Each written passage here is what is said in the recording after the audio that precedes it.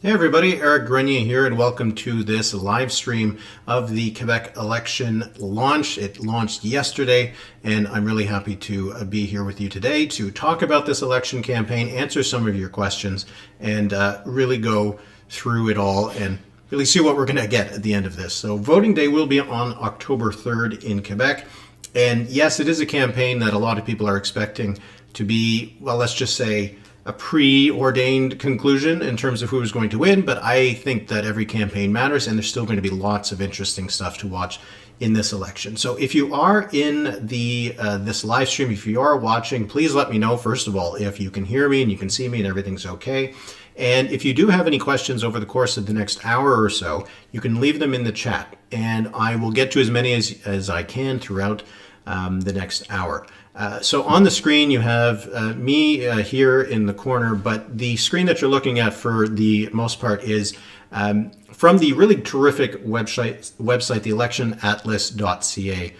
You can, this is JP Kirby's project. It has historical election results going back for every province federally, going back years and years and decades, and it's a really good resource. You can see the link to the Election Atlas, electionatlas.ca, in the description of the live stream, so you can head there if you'd like to follow along and see what I'm doing. So this is where we are starting at. So before, I'm sorry if the audio is a little echoey. I just saw that response here. Wait, let me do something here. All right, maybe the gain's down a little bit. Maybe that'll be a bit better. Is there still a bit of an echo? I see a couple people. Is it just the sound of an echoey room? Because I am in just an echoey room. If you're hearing two sounds, let me know, because that would be a problem. So first of all, let me just say a little bit. I'm Eric Grenier from therit.ca. This is a website that's dedicated to elections throughout the country, Quebec, every province, nationally, by-elections, municipal elections. Therit.ca is really the place to go for election coverage. There's also something that I wanted to announce today, which is really exciting for me, is that this election is going with an election launch special offer. Therit.ca is a reader-supported website. It's supported by people who buy subscriptions. I know it's old-fashioned, but it is with the launch of the election that I'm offering this special offer, 10% off. It's definitely better now. People are talking about the sound. If anybody here, wait, let me see something here. I will see if this sounds better. All right, I just made one little change. Let me know if it is any better.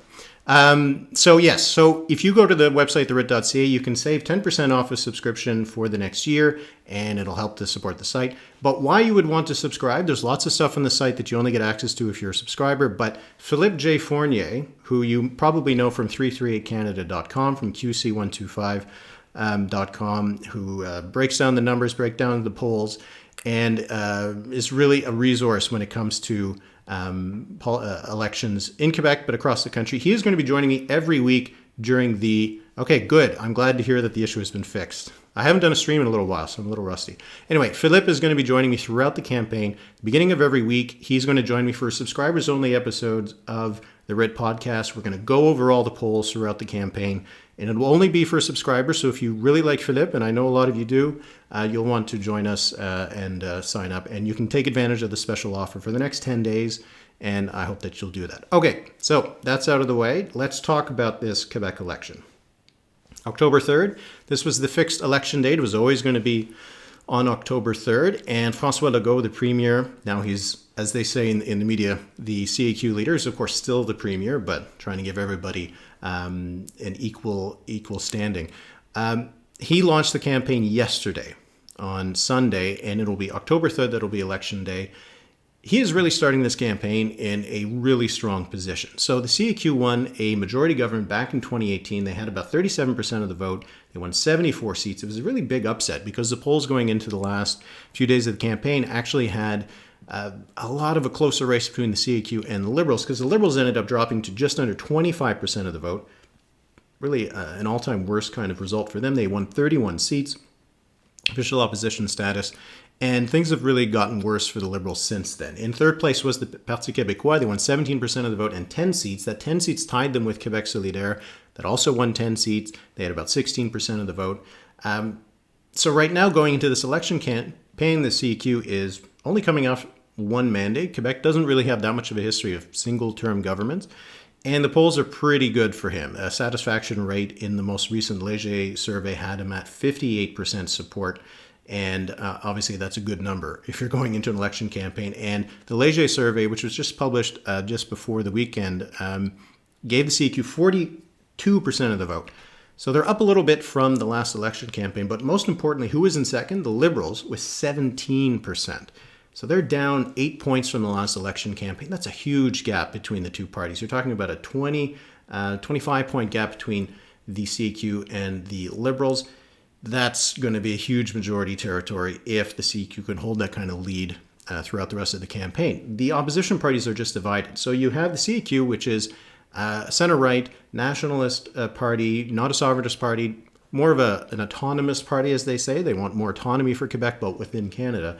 The CQ has been very successful over the last 4 years in garnering support among Francophone Quebecers. They have about 50% plus support among Francophones, which is just key to their ability to almost run the table. We'll see what happens. But they've been really well positioned over the last 4 years. François Legault continues to be pretty popular. His approval ratings are good. He is way ahead of the other opposition leaders in terms of who Quebecers want for premier. So they're entering the campaign, the CQ, in a very strong position. The Liberals are more of a centrist. They've been a bit more of a center-left party recently under Dominique Anglade. She's been the leader since 2020. The party has been dropping in the polls, particularly among Francophones. In the Leger survey, I just have the numbers here beside me, 7% support among Francophones for the Quebec Liberals. Their support is now almost entirely among Anglophone and Allophone support Quebecers, which means that they're not in a good position to win a lot of seats. In addition to the Liberals on the opposition benches, you now have Quebec Solidaire, which is a left-wing party. It is a sovereignist party, though it's not always the thing they put front and center. Their support is primarily concentrated in downtown Montreal, but they do have some pockets of support elsewhere in Quebec City, in other parts of the province. And in some ways, Quebec Solidaire, because it is second place among Francophones in a lot of polls, is emerging as more of the opposition party among Francophone Quebecers than the Liberals, which is usually what has been the case when the Liberals were not in power. Parti Québécois, of course, is the sovereignist party in the province, is traditionally center-left, and on identity issues, it's certainly not on the left side of the spectrum, but on economic issues it usually is. They've been really struggling. They're at 9% support in the latest poll by Leger. Their support has just been going away. As the issue of sovereignty has dropped off as a priority, a lot of Quebecers just don't see a good reason to vote for the PQ, especially when you have the CAQ, which gives a lot of what people who supported sovereignty, it gives them a lot of what they wanted anyway, but without the problems of separating to form another country. So PQ is really struggling. And the big question in this campaign is going to be what's going to happen to the Quebec Conservative Party. The Conservatives are, before the last couple of years, a fringe party, a party that would get 1% of the vote, 2% of the vote, really not a factor, not affiliated with the Federal Conservative Party. But under Éric Duhem, who is the leader, he's a former political staffer. He's worked with the Bloc, with the Conservatives, and I think the Canadian Alliance. He's also a former sort of shock jock radio host. And so he's positioned the party, the Conservatives, as a much further right than any other party in Quebec, among the major ones. More of the freedom, kind of liberty rhetoric you hear from the People's Party on one hand, maybe a little bit of Pierre Poilievre in the Conservative leadership race. They're in the polls right now at 14% and second place in Quebec City. So are they actually going to make a breakthrough? This party that hasn't won a seat in a general election since it was the old Conservative Party before the 1930s. It's not actually the same party, but has the same name. So the stakes for this election: can the CQ win a bigger majority government than they did last time? And what's going to happen to all these other parties? Is the Liberals, who have been the traditional party of government, party of opposition, going to survive after this? What's going to happen to the Liberals? Are they going to be reduced to just their Anglophone ridings? Can they make a breakthrough in French-speaking Quebec? The Parti Québécois, such a party that has marked the history of Quebec for the last half century, Could it also disappear? Could it be reduced to a single seat, 2 seats, and really start to drift away as a real party? Will we see Quebec Solidaire, the Conservatives, rise up as more opposition parties as Quebec gets away from the old sovereignist federalist divide and gets into more of a normal kind of politics in terms of, economic positions, positions on identity, on language, things like that. So I think it's still going to be a really interesting election. Now, as I've said, if you're joining this live stream, you can put your questions in the chat and I'll get through to as many as I can. And again, you can visit therit.ca to subscribe. As I mentioned, we're going to have Philippe Fournier coming on the podcast every week for subscribers only. And just again, to get some things out of the way, what you're looking at right now, you got me in the corner and the website electionatlas.ca, which is just a great resource. There's a link to it in the description. And I'm going to be using it as I talk throughout the next hour. All right, so I'm going to get to some of your questions. What you're looking at right now is the results in 2018. So you can see that the Parti Québécois has a lot of its support just in the eastern part of the province, and even the seats that they won last time in the Saguenay and in southern Quebec, their MNAs aren't running again. And the Liberals, you can see, had a few seats. This was in Robertval in the Lac-Saint-Jean. That was Philippe Couillard's seat. When he stepped down, the CQ won it in a by-election. So the Liberals are really only reduced to their seats around the island of Montreal. And then Quebec Solidaire, you can see in Montreal, was able to win some seats in the downtown core of the province, but also of the city, but also pick up a couple seats in Sherbrooke and 2 seats in Quebec City, and also the seat in Rouyn-Noranda-Témiscamingue in Western Quebec. So that was the map in 2018. Now, let's take a look at some of your questions right now. All right, so got the audio issues out of the way. I'll get to the beginning. Just a question from Dead Dynamite. He says, who ends up second largest party in the Quebec Legislature? Right now, if you base it on the polls, it would be the Liberals. So if you do just a quick sort of swing model for the results from the last Léger poll, for me, it would give the Liberals about 23 seats, because a lot of their seats they can still win in and around Montreal because of their support among Anglophones. And the next party would be Quebec Solidaire, winning maybe 9 seats. So it's going to be tough for any other party to become the second party because of the Liberals' ability to win seats on the island of Montreal. No one else is able to really rack up a lot of seats in one particular region. So unless something dramatic happens, you would almost expect that the Quebec Liberals will still end up second, that it's really hard for any other party to finish ahead of that. Okay. A question from Anthony Quoto. In Anglophone ridings in Western Montreal, who would benefit most from a depressed Liberal vote? Could the CQ, PCQ, which is the Conservatives, or Quebec Solidaire steal one of these safe Liberal ridings? I think that in the West Island is very Anglophone. It would be really hard to see any other party win some of those seats. The Anglophone vote was pretty depressed in the 2018 election. Turnout among those ridings on the West Island was quite a bit lower than in the rest of the province. So it does seem like a lot of Anglophones stayed home in 2018. And it didn't end up costing the Liberals any seats. Let's just take a look on the West Island. You look at a seat like Jacques Cartier, Gregory Kelly still won it with 72% of the vote. In Robert Baldwin, Carlos Lateo won it with 74% of the vote. So it didn't really hurt them. And you can see that the CAQ in some of these ridings, 11%, 9%, 17% in Nelligan, it's just really hard for them to really rise up. And with the CQ's position that they've taken with Bill 96, really unlikely they're getting a lot of support from Anglophones in this campaign. In the Léger poll, CQ at 13% support among non-Francophones. So not really in a good position to make a breakthrough. The Conservatives are actually second among Anglophones at 15%. We've sometimes seen Conservatives do pretty well in some ridings in the West Island at the federal level. I don't know if we're going to see that kind of thing happen. We would have to have a really, really significant drop in support for the Liberals among non-Francophones for any of those seats to go any other way. There are a few Anglophone kind of focused parties, the Bloc Montréal and the Canada Party, I think, or something similar to that, that is running in these Anglophone ridings and hoping to get the support of Anglophones. If you think back to the 1989 election, here I can actually show it to you. In 1989, load that up, the Equality Party, which was a party about Anglophone rights, was able to win 4 seats in downtown Montreal in the West Island. So there is always that possibility, but we're not seeing really any indication just yet that this is something that is in the works. Because even if you look at the most recent Leger poll, support for other parties was only 5% among non-francophones. So we're not seeing anything really likely to change among these. Question from Rayton Lynn 1. Wonder how the seats in Quebec City will go. In Quebec City, the question is what's going to happen with the two Quebec Solidaire ridings. Because Jean Talon was already taken by the CQ in a by-election in 2019.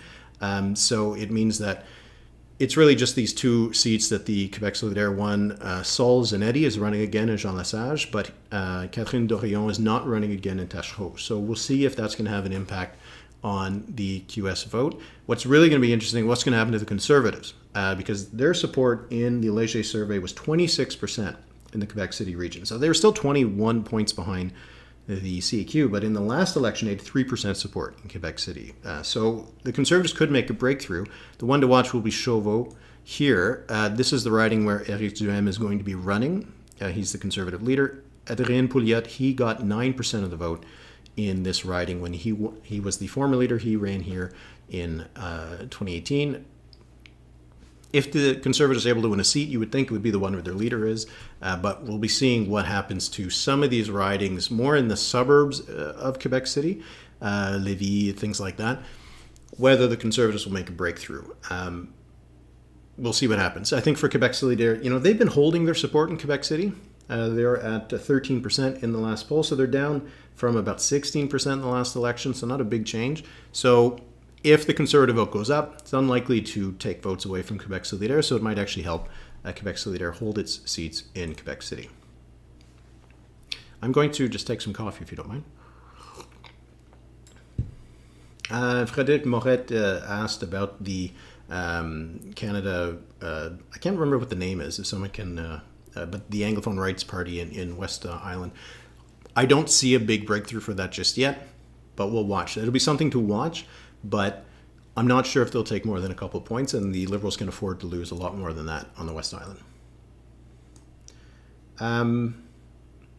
Ben Chap Word, he has prediction. Quebec Solidaire will pick up Verdun, Saint-Henri, Camille Lorrain, Bourget.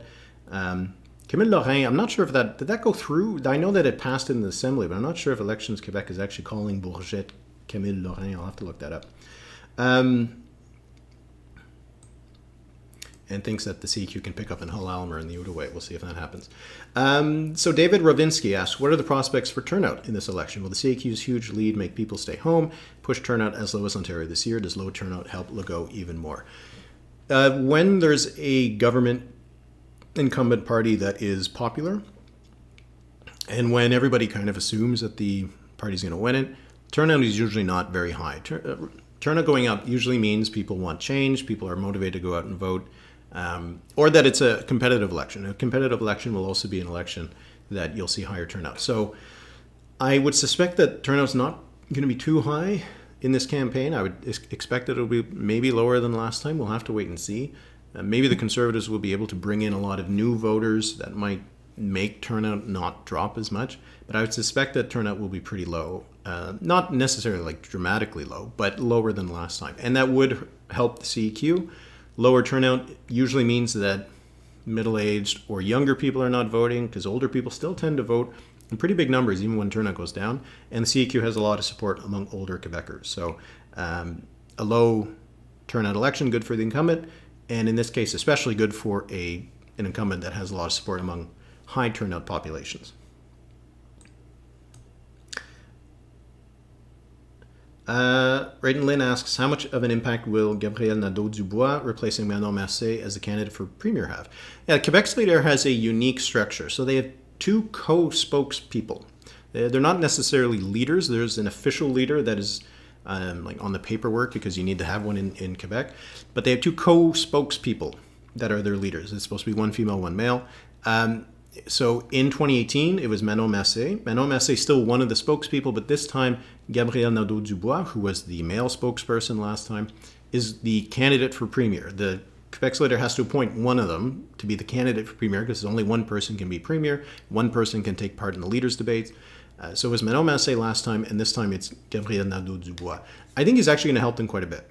Quebec Solidaire has had leaders that have been popular or well liked. Françoise David, Amir Kadir before, and Gabriel Nado Dubois in the Leger poll had 11% support among Best Premier, which put him 3 points ahead of the Liberals. So he was still behind, obviously, Legault, and a little bit behind Zurem as well. But he is now a little bit more seasoned.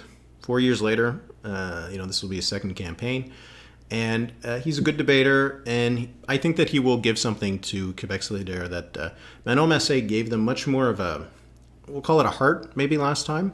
And this time it'll be much more of a bit more of a seasoned, not seasoned, but in the sense of he's just a slicker kind of politician. And maybe that's what Quebec Solidaire needs in order to be seen as not just a protest party, but a party of government. So I think he will help. Marc-Olivier Gingras asks what are Quebec Solidaire's chances of ending up official opposition. Right now, I'd say it's low because of the inability for them to get ahead of the Liberals in the seat count. Because the Liberals can win 20-some seats in Montreal, if we just look at the results last time in the Montreal area, you look at this part of the province right here, this part of the city. There's a lot of seats here. 1, 2, 3, 4, 5, 6, 7, 8, 9, 10, 11, 12, 13, 14, 15. So already we're at 15 seats, and we haven't even got off the West Island of Montreal. They can win a couple seats elsewhere in northern Montreal, for example, maybe some in the Outaouais, seats like Hull, which, they're going to try to hold on to. They almost lost it last time. They lost Chapleau and Gatineau. But Pontiac they can win. There's other ridings where they have a chance to win. So even in a worst-case scenario, you're still probably looking at a dozen seats for the Liberals. So for Quebec Solidaire, where do they get to 15 seats? That's hard to see. It's easy to see them having a good campaign, picking up a couple extra seats in Montreal. You look at the ones where they finished pretty close, like Saint-Henri, Sainte-Anne, that would be Dominique Anglade, so that would be pretty bad if they lost that, the Liberals. Maurice Richard, they came pretty close, but it's really hard to find seats where they were really close. Bourget is one where they were a few points back. But are they going to hold on to the seats elsewhere? Are they going to hold on to Sherbrooke? Are they going to hold on to both seats in Quebec City? Are they going to hold on to Rouyn-Noranda-Témiscamingue? There is an issue there related to pollution from the local copper smelter factory that might hurt the CAQ and help Quebec Solidaire. But where do they get their extra 5 seats? It's hard to see that for Quebec Solidaire. So they need to have a really good campaign, and Liberals never have a really bad one for Quebec Solidaire to move into second spot. So I would say that if there is another party that could do it, other than the Liberals, it would be Quebec Solidaire, but I really see it as a difficult prospect for them. Right, okay, it's the Canadian Party of Quebec. I knew it was something similar to that. Okay. Keeping going through the questions.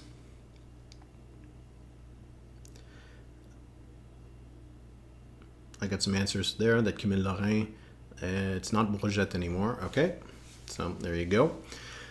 I'm not a big fan of naming ridings after people. I think they should be named after neighborhoods and stuff. I think it should be easier for people to understand what riding you're talking about. So a question from Ryan V. With the lead the CAQ have entering the election, what would be considered a disappointment? Anything under 85 seats. CAQ win a smaller majority than expected. Could Legault's job be in jeopardy? A disappointment for the CAQ, I think, would be probably below something like 80, I would say, because they won 74 last time. They have pretty good prospects of picking up a lot of seats. If they're still in the 70 range, it would seem like they have about the same support as last time. So I think that would be a bit of a disappointment. Anything over 80, I think, is a pretty strong result to pick up 7 seats at least. So I think that would be what would be the mark for the CAQ to have a disappointing election. Now, I think that if they get 85, that would be a good result for them. If they get over 90, that's really good in terms of results, but it's also really problematic. Because if you have a big caucus of 90, 100 MNAs, that's a lot of people are going to be kind of bored. There's only so many committee jobs you can give them. There's only so many cabinet posts that you can give them. And when you have a big caucus with a lot of backbenchers who feel unappreciated, that's when trouble can start. So if the CEQ does end up with over 90 seats, which they could based on the current numbers, that could actually prove to be a problem. Now, if the CEQ loses seats, the question of whether this would be bad for François Legault and his leadership of the party, it depends on if it's because he did a bad job. I suspect that he should be fine to stay on, even if they had a reduced majority, and probably still fill out his next 4 years as premier. He started this party, right? So it is his party in a lot of ways. So it would be, I think, an extra bar to get him to be forced out by his own party. But there are a couple figures within the party that could replace him. So I think that for François Legault, if we just played out what would normally happen, I would suspect that he'll win. If he wins a good sized majority this time, he'll stick around for another 4-year term, maybe try to get a third mandate in 2026, and then step aside at that point. And then you'd have someone else come along in.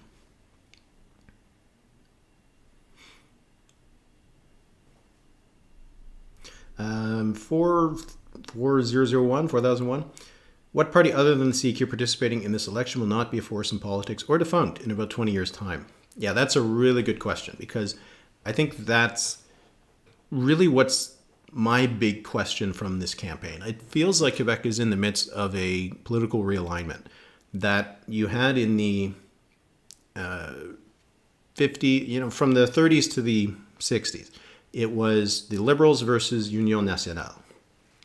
Union Nationale was a party a little bit like the CEQ in the sense that it was a conservative party, a bit of an autonomous party. Now, the Union Nationale had very close ties to the Catholic Church, was very anti-communist, had, let's just say, less than democratic tendencies. CEQ is not like that, but it does fill that same kind of space. So you had that alignment between the Union Nationale and the Liberals for a few decades, and then you had the Quiet Revolution in the 1960s. This changes Quebec politics quite a bit, and then by the 1970s you have it developing into a system where it's the Liberals versus the Parti Québécois. It's the question of federalism versus sovereignty, independence versus staying within Canada, and that party system sticks around until the 2000s. That's when you have the rise of the ADQ and the decrease in support for sovereignty, particularly around the end of the 2000s. So when you have that happen, politics in Quebec was migrating from being over the federalism, sovereignty divide, over things like identity and things like economic issues. And with the rise of the CEQ and the drop of the Liberals and the Parti Québécois, the rise of Conservatives, the rise of the Québec Solidaire, you're having parties that are much more about broader topics than just federalism, sovereignty that are coming to the fore. And it does squeeze out the Liberals and the Parti Québécois, the Parti Québécois especially, because the CQ is taking a lot of their, say it's centrist, center-right, nationalist vote. Quebec Solidaire is taking a lot of their progressive vote. And so all you have left are hardcore sovereignists who identify with the PQ. That's not a really good place for the PQ to be. For the Liberals, they still have that core of support among Anglophones, but that is not something that they can count on forever, and it's not something that is sustainable in the long term in terms of trying to become a party of government. I think that the Liberals are in a better position to weather the storm because they do have that support. They have the national brand. There is the possibility that they can evolve to take some of the space from the other parties, but the Parti Québécois, that could be the problem for them, is that they could be displaced by Quebec Solidaire as the most popular vehicle for sovereignty and displaced by the CQ as the party of Quebec, French Quebecer values. And I think the Parti Québécois has the biggest risk. René Lévesque, who founded the Parti Québécois, thought that it was a generational party, that it wouldn't be a party that would stick around forever. He thought that wouldn't be a good idea. So maybe this is just what's happening, later than maybe René Lévesque would have expected. So Sammy Baj asks, where's the PCQ, the Conservatives most likely to win a seat? So I think that will be in the Quebec City region for sure. As I mentioned, they have about 26% support there. They're still 20 points behind the CEQ. But you'd look at Chauveau, where Éric Duhem is going to be running. That would be, I think, their best shot. But then just in general, these seats that are more suburban Quebec seats, These are the ones that I think that the Quebec Conservatives could have the best shot of winning. I don't know if they can win them, though. It's really going to be tough because, as I mentioned, they're up to 26%. They had 3% support in the Quebec City region last time, so that's a big gain. But CQ is at 47%. That is matching the 46% they got last time. So the CQ is holding their vote. And you look at some of these ridings, they won with 47, they won with 58, they won with 45, they won with 60%, 57, 45, 51.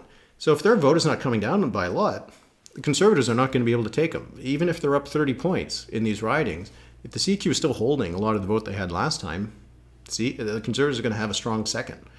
So I think that's going to be the challenge. If the CQ vote starts to come down in the Quebec City region, then that's where the Conservatives might have the shot of potentially winning a seat. And I think for Éric Duhem, if he has a decent debate, there's going to be a couple of them, that could get him an extra boost of support in his own riding of Chauveau, and that would maybe be his best chance. Sammy Badge also asks, why is the PCQ performing better than the PPC did federally in Quebec in the last election? I think because the Quebec Conservatives are a little bit broader than the PPC. I would say that the PPC is a bit more on the far right kind of spectrum in terms of its views on a lot of issues. And the Conservatives, while they're certainly to the right, they're a little bit more mainstream than the PPC. Éric Duhem would probably fit a little bit better in a, let's say, Pierre Poilievre caucus than he would in a Maxime Bernier caucus. I think that's one of the reasons. I think it also helps that Éric Duhem he is well known. He is pretty articulate when he goes on, radio shows or TV interviews. So I think that does give him a little bit. I think it helps him a little bit more than Maxime Bernier, who wasn't always, a great communicator. So I think that's the reason. I think the PPC was associated more with a fringe element in Quebec, and I think that the Quebec Conservatives are more associated with less of a fringe element. We'll just say it that way. I think that's why they've been a bit more successful than the PPC in Quebec. It is really interesting the PPC did so poorly in Quebec. Maxime Bernier's seat was there. It's still one of their worst provinces. So, I mean, even that kind of tells you something, right? If the PPC was most popular in Manitoba, Saskatchewan, Alberta, that kind of suggests why they might not have aligned as much with where Quebecers were. So we're at 11:30-ish. I just wanted to reset a little bit, tell people what we're doing here. So Eric Renier from the writ.ca, setting up the Quebec election, which was launched yesterday. It's going to be on October 3rd that voting is going to be held. A couple little announcements I wanted to make is that, one, I have a special right now. You can save 10% off a subscription to the Writ. The Writ is a reader-supported website, so it's only exists. This only happens here with support from readers. So you can save 10% off an annual subscription. And why you would want to subscribe for this election campaign is that Philippe J. Fournier from 338 Canada has agreed that he's going to come on with me on the podcast every week. Starting next week, he's going to come on later this week for a free episode for everybody. But starting next week, at the beginning of every week, he'll be on in subscriber-only episodes. And we're going to just go through the polls, go through the latest developments of the campaign. And it's the kind of thing that you're going to want to subscribe to. So you can go to the writ.ca, you can take advantage of the special offer. And what you're looking at on the website, on the stream right now, this is from electionatlas.ca. There's a link to it in the description of the live stream. It's just a terrific resource for election results in Canada, federally, provincially, almost throughout the entire history of the country. So it's a really great resource. And also, I just wanted to mention this. This is a book. I contributed a chapter to it. It's a book on the Canadian federal election in 2021. I contributed the chapter on polling. This is a book series that's been going since 1984, so I was really happy to be a part of it. I did one in 2019. So now I do not get any money from this. All I got was this free book by contributing. So I'm not, if you go and buy this book, it doesn't give me anything else except a smile. So you might want to go check it out. The Canadian Federal Election 2021. I'm not sure where you can get it exactly, if it's on Amazon and stuff like that. You can get it from the McGill Queen's University Press. It just goes through everything that happened in the campaign. perspectives from each of the parties, and then it also has some deeper analysis as well. So maybe you want to check that out. All right, so if you have any questions about the Quebec election, I am answering them, so you can leave them in the chat, and I'll get to as many as we can. Adam Van Dolder asks about the chances of electoral reform getting mentioned. Okay, mentions is probably higher at all in this campaign. Legault did say he wouldn't pull a Justin after all. Yeah, well, so what happened with Quebec was that CEQ, Parti Québécois, Québec Solidaire, they all agreed that they should change the electoral system in Quebec. This was before the last election. They wanted to adopt a sort of mixed member proportional representation system. They even had a whole proposal that was put up. So the CEQ did go through the early stages of making its proposal, aligning how it would be. Quebec would have a thing where the province would be separated into regions, and some of those seats would be given based on proportional representation, based on the share of the vote, and other seats would be given like they do now. Sort of the exact same system they have in Germany. Then the pandemic happened, and so this project kept on being kind of pushed aside, delayed. And eventually the CQ decided that, we're not going to do it. We're not going to go ahead with this after all. So pretty typical from governments that parties that, support proportional representation or electoral reform, when you get a majority with the old system, turns out maybe you didn't think the old system was so bad. So I don't think that electoral reform is going to be a big issue in this campaign. I just don't see... First of all, that it is a top issue for a lot of voters, but maybe Quebec Solidaire will bring it up, Parti Québécois, that kind of thing. But it's just a promise that the Legault government has more or less abandoned. And when you look at the polls, it's kind of understandable. Although you could also make the argument with support in the mid to low 40s, you might even get a majority government even with a PR system with the CEQ. So. But anyway, so I don't know if it's going to be a big issue in this campaign. Michael Subasic. And yeah, he asked the same thing. What happened to the planned electoral reform they all committed to? Yeah, well, they dropped it. Jordan Chan, do you think that the CEQ is the most dominant provincial party in Canadian politics at the moment? Oh, that's a good question. I like that. I think it vies with the Saskatchewan party in which province? I think that's probably the other party that is the most dominant. You look at everywhere else, it's hard to find a party that is doing so well. And you could almost say, though, I guess the CQ is even in a better position. The Saskatchewan party is in a two-party system with the New Democrats.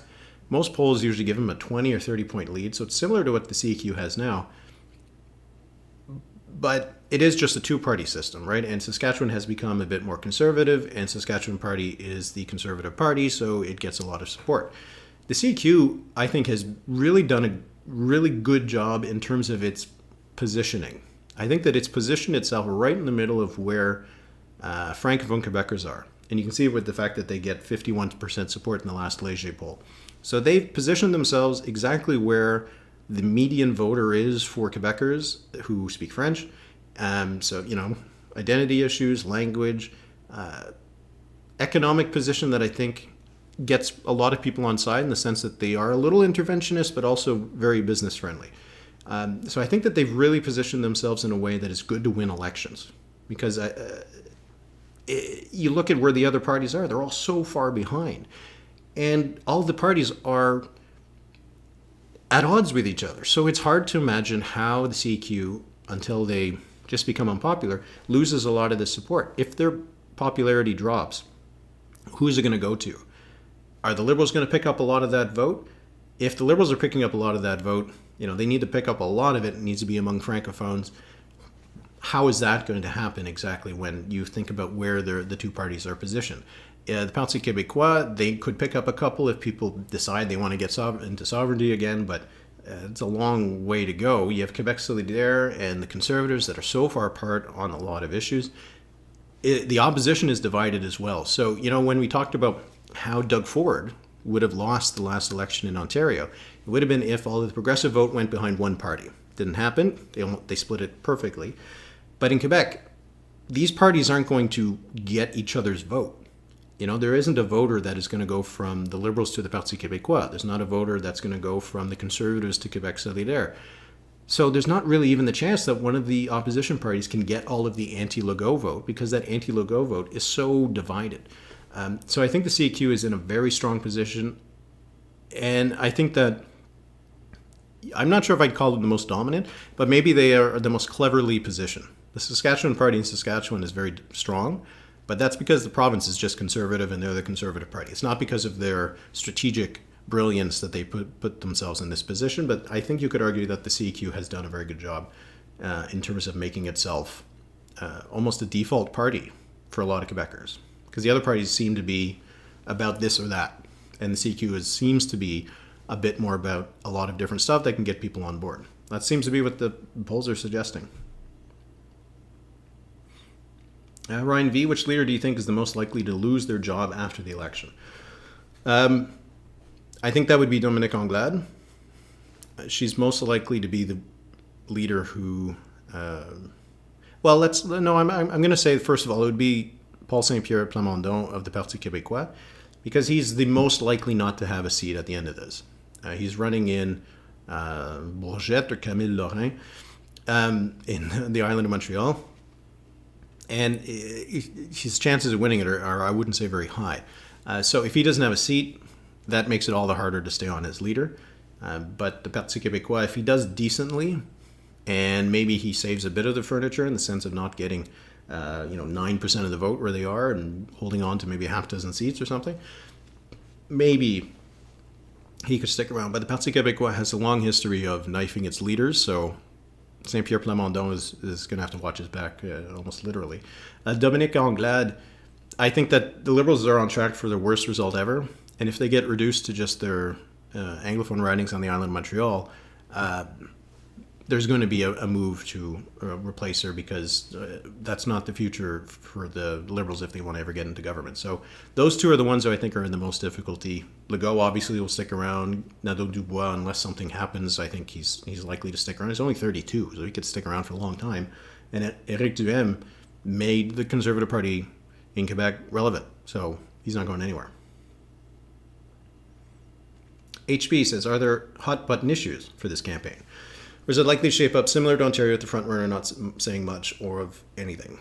I think that's probably going to be Legault's strategy. We've already seen a little bit of it, that he, in his first press conference, was only talking about the opposition parties as a block. He wasn't even naming them individually. So I think he's kind of making the argument that it's us or chaos, because they're all chaotic agents. So I don't think we'll hear too much from him. But in terms of hot button issues, I do think there are. Obviously, the French language is a big one because of the recent reports from Statistics Canada showing the decline of French. So the French language is going to be an important issue for the Parti Québécois, but also for the Liberals. They're also going to have to defend their position when it comes to Bill 96, which they need to be strong on to shore up their Anglophone support. But if they're trying to make inroads among Francophones, that's a bit more difficult. So that is going to be a flashpoint issue. Bill 21 as well is going to be a flashpoint issue, because you have parties like Quebec Solidaire, which is more is more progressive, I guess, on the identity issue, and they come from a place where they're not a federalist party, so it's a bit more of an issue that they might want to push a little bit if they think that it can make them some inroads. So I think those kind of identity issues are going to be really important. But then the economy is still a top issue, inflation, things like that. CQ is well positioned on that. And then healthcare. Healthcare is a top issue because the healthcare system's not doing well anywhere in the country, but it's not doing well in Quebec either. So that's going to be an issue as well. But I just don't know if any of the parties is in a really good position to chip away at the CQ's record on the economy, or propose something on the healthcare system that is going to displace the CQ as just seen as a good kind of managing kind of party. So I think those are the issues we'll hear about a lot during the campaign. But that's, we're on day one, day two. Campaigns always end up having their own issue that you don't expect right from the beginning. Shadow Trooper asks, do I think the PCQ have any chance of forming opposition? No, I don't think that's likely. They would need to win 15, 20 seats to get a chance of getting ahead of the Liberals. Unless, for some reason, the Conservatives took off among non-Francophone voters and started winning seats on the West Island. I just don't see that they can get that high. I think the best case scenario for them is they end up ahead of another party. Parti Québécois, very plausible with the kind of numbers we're seeing, that they end up with 1 or 2 seats. So if they end up with 1 or 2 seats, that's a pretty low bar, and the Conservatives could potentially win 2 or 3 seats in the Quebec City region and end up as the 4th party ahead of the Parti Québécois in the National Assembly. I think that's the best case scenario for the Conservatives, is that they get Duhem elected and maybe 1 or 2 others to join him in the National Assembly. Anything more than that, they would need to show some sign that's going to happen. And while they've made some inroads, they've been kind of stuck over the last couple months.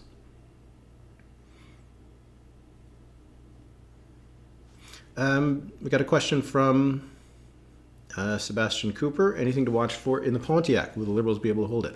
So Pontiac is this riding here in Western Quebec in the Outaouais region. You can see that in the last election, André Fortin still managed to win it with 54% of the vote. Now, Pontiac does have a significant Anglophone community, particularly, if you get down to, places like Shawville and places like that.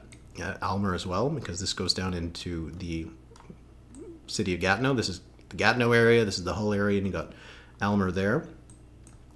So 54%, a lot of that coming from Anglophones, and we still see that the Liberals have good support among Anglophones. I think that the possibilities for the Liberals to lose it would be pretty low.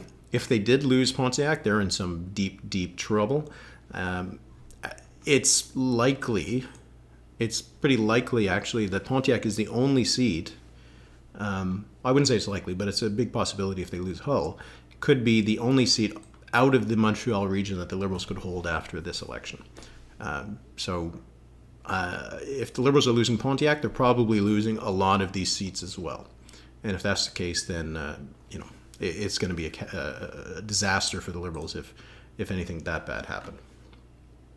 So if you have any questions, you can leave them in the chat box. If you have any questions about anything else in terms of sort of the federal politics and how it's going to be impacted by what's happening in Quebec, we can talk about that as well. But I think this is going to be an election that isn't just about the CQ romping off to victory. I think it is going to be a really interesting campaign because you have these other parties that are rising up. And what's going to happen to them in this election?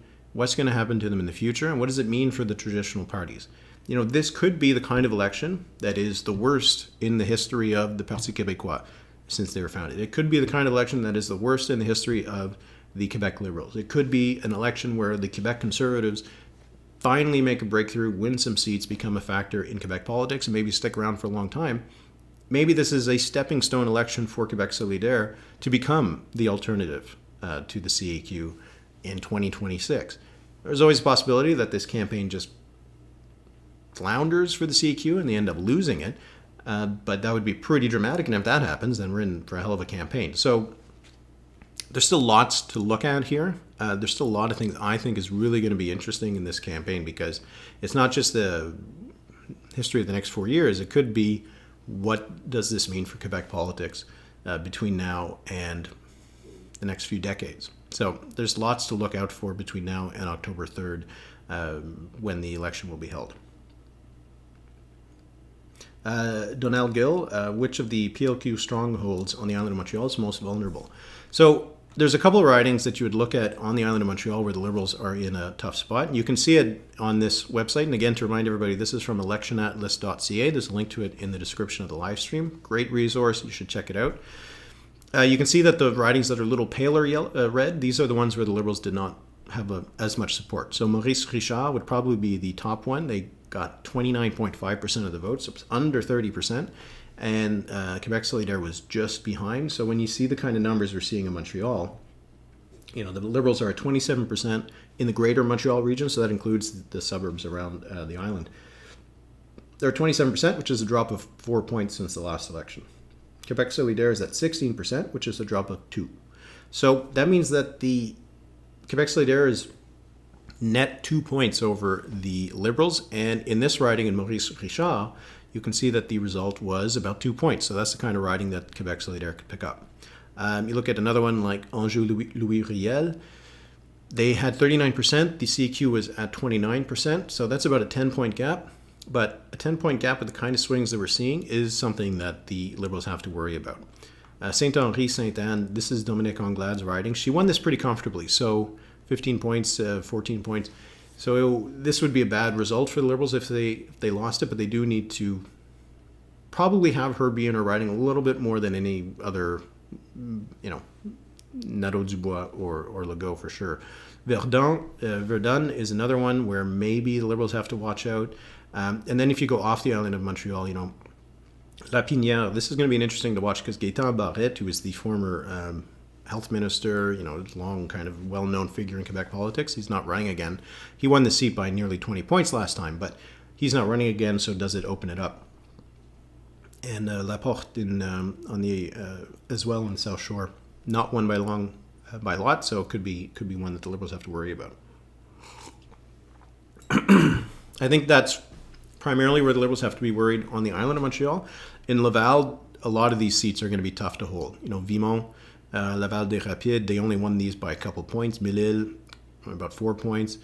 Fabre, about 5 points. So those are the kind of seats that the CQ are going to be targeting. Getting these seats that are more suburban, let's say, and the Liberals will be have a tough time holding on to those.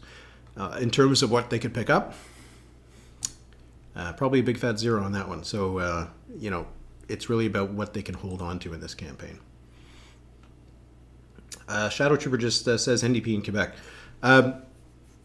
There's a couple of ways to answer that one.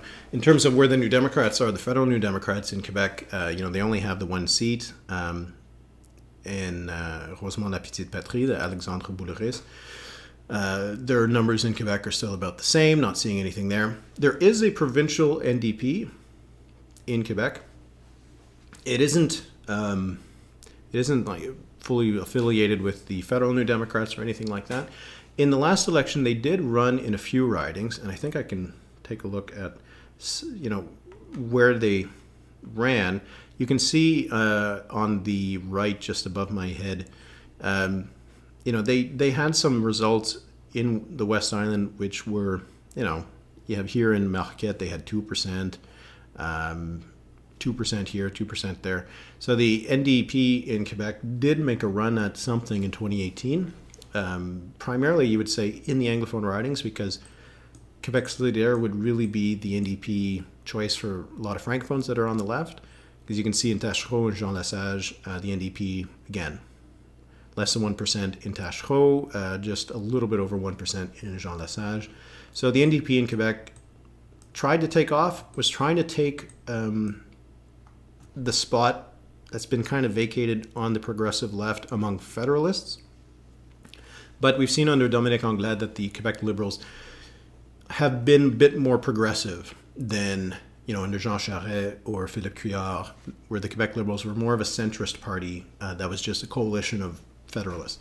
Now, under Dominique Anglade, it's a little bit more to the left, so the Quebec NDP doesn't really have as much of a purpose or space because the Liberals are occupying it, and if you're Francophone, progressive, you could vote for the Liberals, but you could also vote for Quebec Solidaire if you're sovereigntist or you're not that put out by their sovereigntist position, because the Quebec Solidaire, while it is a sovereigntist party, it's not the thing that they talk about the most. They're primarily a progressive left-wing party, not primarily a sovereigntist party. That would be the Parti Québécois. If you're gung-ho on sovereignty, that's your top issue, you're probably voting for the PQ, but for a lot of people, that's just not their top issue. The CQ gets a lot of support among sovereignists. They get 40, 50%.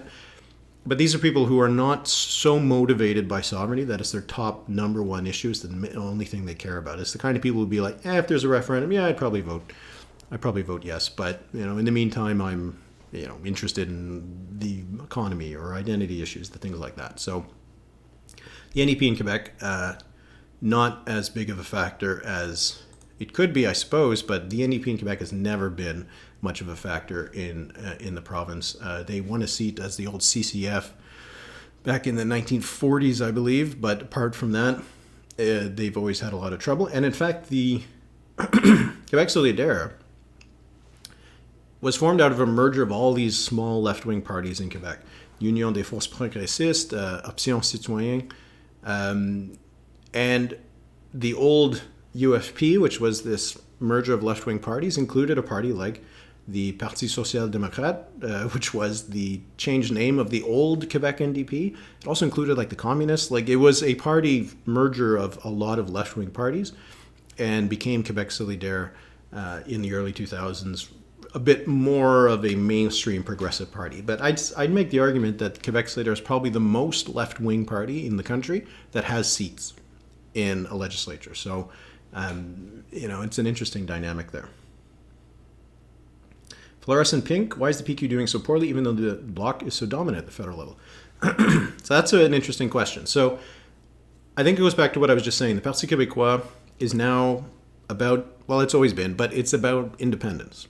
If you're a sovereignist, if you want Quebec to be a country, Parti Québécois is the only party that has it as their top issue. It's just not a top issue for a lot of Quebecers anymore. There are still about 30-35% of Quebecers who would support sovereignty if it was put to a referendum, but it's not a top priority for Quebecers. If you're very concerned about protecting Quebec's identity, protecting the French language, the CEQ's approach probably has been good for you. You probably think that the CEQ has taken the right approach on it. So the Parti Québécois is really only left with people who are primarily concerned about sovereignty. The Bloc Québécois has been pretty good at making it more about Quebec's interest, about getting a lot of support from CEQ voters. In addition to supporters from the Parti Québécois and Quebec Solidaire, the Bloc gets a lot of support from the CEQ. Excuse me. So I think the Bloc has been successful as making it about a Quebec rights kind of party, Quebec interest, a regional focus. So getting a lot of those voters who are primarily nationalists, concerned about Quebec identity, Quebec language. Yes, the Bloc is more sovereignist than the CEQ, more sovereignist than probably Quebec Solidaire, but it occupies that space that no other party is able to do in much the same way. So I think that's why the Bloc has been a little bit more successful. Now, it's not hugely more successful. Like the PQ is at 9%, and the Bloc is usually in the low 30s. They're not as successful as the CEQ. So the CEQ is able to take supporters not from just the Bloc, but they also get support from Liberals, Conservatives, NDP. So that's why the CEQ is so successful and why the Bloc is doing better than the PQ, but not as good as the CEQ because they're still a bit tied to the question of sovereignty in a way that is more than a lot of Quebecers maybe would want it to be. Who do I think Trudeau will cast a ballot for? I don't think he will. He lives in Ottawa. So he is not, I don't think he's able to vote in Quebec. You have to be a resident in Quebec. So I think he only votes in Ottawa. I do recall, if I'm not mistaken, he voted in the provincial election in Ontario, so I don't think he'll vote in the Quebec election. If he was voting in the Quebec election, I would expect him to vote for the Quebec Liberals. They have positioned themselves a little bit more closely, I would say, to the federal Liberals than during the Jean Charest years. So, social credit in Quebec on federal level, the social credit was an interesting thing in Quebec politics. And to me, it was a forerunner in a way of the Bloc, because when Rayad Cahouette and social credit started in the 60s, they were actually really big on French language. They actually were flirting with sovereignty before they became very much not sovereignty, not very much against independence. So I think the social credit was an instance of how Quebecers generally have supported a party that is about Quebec. It was social credit, and then Mulroney came in and kind of gobbled up all of that vote, and then the Bloc Québécois. And that's why I think that the Bloc Québécois is kind of thing that could survive for a long time. It's not just about sovereignty. Just as long as there's people in Quebec who want to have a regional focus party, there's a chance for the Bloc to survive for a long time. And I think that's why the CEQ is able to do so well, because it is not a party from one of the big brands of parties. It's not a liberal party. It's not a conservative party. It's a party that is about Quebec's particular kind of politics. So I think that's why they've been really successful. And I think that's why they're in a really good position to win this election. So the CEQ is at 42% in the most léger poll. They're up a few points from the last election. The opposition is divided among the Liberals, Quebec Solidaire, Conservatives, Parti Québécois. It's going to be a really interesting election in terms of who's going to come out of this and have a future. Because I think that for a lot of these parties, their future is at stake. So we're at the noon hour. I'm just going to thank you all for joining me for the last hour, sending your questions. Remember, you can go to therit.ca. If you subscribe over the next 10 days, you can take advantage of a 10% offer on annual subscriptions. You want to subscribe. Philip J. Fournier is going to be joining me every week to discuss the latest polls. And this site, this kind of stuff, live streams, being able to chat with you, only exist if people support the site. So thank you so much for joining me. And if you live in Quebec, remember, you can vote on October 3rd. And if you live outside of Quebec, there'll be lots to watch. So thanks so much, and I'll see you next time.